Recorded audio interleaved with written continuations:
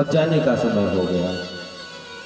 भगवान जो है अपनी भक्ति प्रदान करते हैं सज्जनों, भक्ति प्रदान करके, और उसी समय पर भगवान कहते हैं कि जटायु सीता हरण तात जन कहूँ कहूँ पितासन जाय, जो मैं राम ककुल सहित कहन दसानन आई। हे जटायु जाकर के पिताजी से ये बात मत बताना कि सीता का हरण हो गया है। अगर मैं राम हूं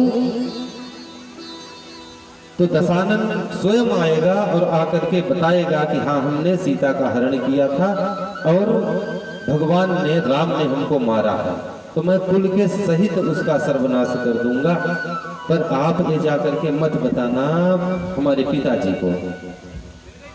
इसके बाद में गीधराज जटायु सज्जनों अपने प्राणों का त्याग कर देते हैं और गीध देह तज धरि हरि रूपा भूषण बहुपट पीत अनूपा, अपने शरीर को छोड़ करके और भगवान के रूप को धारण करके धरि हरि रूपा यानी भगवान के स्वरूप को धारण करके और स्वर्ग को चले जाते हैं। इस प्रकार से सज्जनों भगवान ने जटायु जी का उद्धार किया और इसके बाद में कबंध नाम का एक राक्षस आगे मिलता है, उसको भगवान ने उसका पराभव किया, उसको मारे। इसके बाद में भगवान ढूंढते हुए और आगे जा रहे हैं। ताहि देहि गति राम उदारा सबरी के आश्रम पगु धारा। रामचंद्र जी सबरी के आश्रम में पहुंच जाते हैं। ये सबरी जो है सज्जनों, चलिए सबरी के बारे में तो आप लोग जानते हो, चलिए एक थोड़ा सा जानकारी देने का प्रयास करूं। सबरी जी का जब विवाह हो रहा था तो सबरी जी देखती हैं कि बहुत सारे पशुओं को बांधा गया है। सबरी जी अपने माता जी से पूछती हैं कि माता जी ये बताइए ना, ये पशुओं को क्यों बांधा गया है। माता जी ने कहा कि बेटी तुम्हारा विवाह होने वाला है ना, इसलिए इन पशुओं को बांधा गया है। सबरी जी ने कहा कि ये बताइए कि विवाह होने से और पशुओं का क्या ताल्लुकात है। माता ने कहा कि बेटी जो मेहमान आएंगे इन पशुओं को मार करके और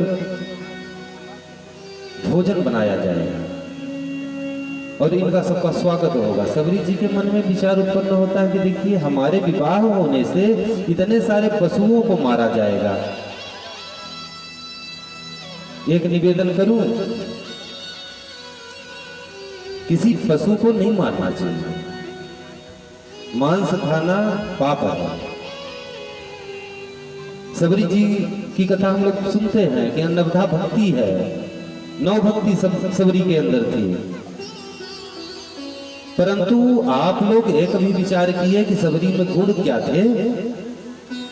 शुरुआत ही देख लीजिए सबरी की।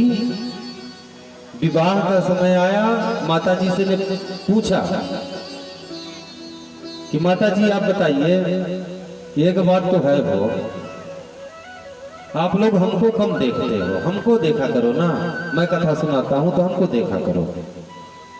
अच्छा, जो कथा सुनने वाले गुण होते हैं ना, हम समझ जाते हैं कौन। अच्छा ऐसा नहीं, जो लोग हमारी कथा ध्यान लगा करके सुनते हैं, हम हर व्यक्ति की नजर को पहचानते हैं, हर व्यक्ति की नजर को, कि कौन कहां किसका ध्यान है ना। थोड़ा सा आप लोगों के हित की बात बता रहा हूं, अभी ध्यान दीजिएगा। सबरी माता ने अपनी माँ से पूछा कि बताइए पशु क्यों बंधे हैं।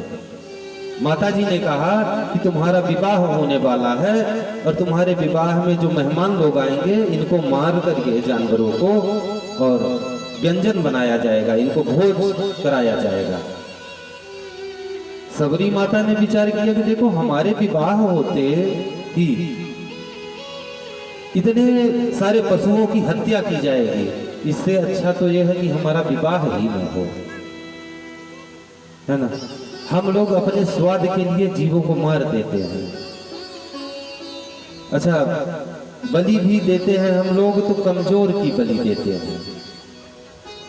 बलि देना है तो जब ये साड़ी के जंगल में शेर आता है उसको पकड़ करके और बलि दे दीजिएगा तो समझ में आएगा कि कितने लोगों की वो बलि दे देगा,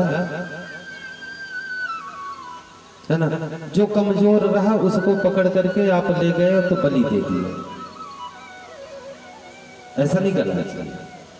हमने महाराज जी, हमने अभी तक जितना अध्ययन किया और कई पुराणों को अध्ययन भी किया, कई पुराणों को, हमको आज तक कहीं ऐसा नहीं मिला कि बलि चढ़ाया जाए, हमको नहीं मिला। किसी की भी बलि देना चाहिए। बलि लिखा है देने का, क्या आपके अंदर जो काम है ना उसकी बलि दे दीजिए, क्रोध की दे दीजिए, वासना की बलि दे दीजिए,